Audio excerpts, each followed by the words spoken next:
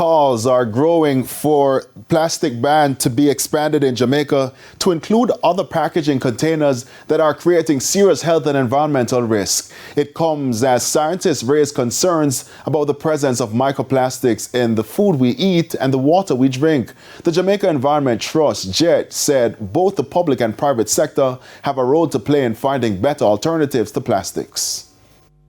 The revelation from US-based scientist Samira Umar, who has been studying microplastics since 2019. If you are a consumer of seafood, you might want to know that there tends to be a high amount of microplastics in your seafood.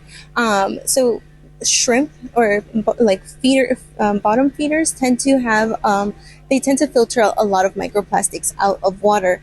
And since then, fishermen have been calling for the authorities to do more to ensure plastic waste materials do not end up in our waterways. Microplastics are small plastic particles left behind when plastic breaks down and are present in almost every fiber of the environment. And so, the Jamaica Environment Trust, JET, says the solution is going back to the source.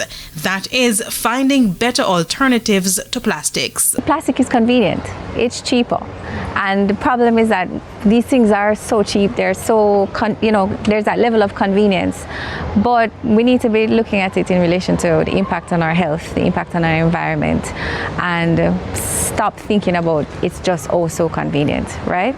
And that's where policies come in, that's where law comes in. She points to the 2019 ban on single-use plastic bags and plastic straws, which has since been expanded to include styrofoam.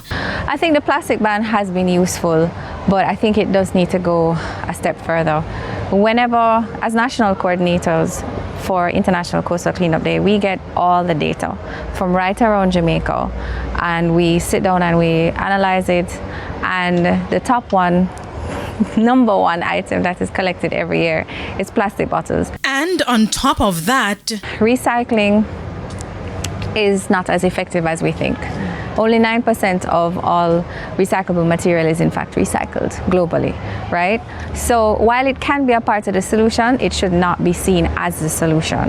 And I think that we need to really look at the data and let that inform us. CEO of JET, Dr. Teresa Rodriguez Moody, says both the public and private sector can implement policies to ensure people limit the amount of plastic they use and transition to safer alternatives.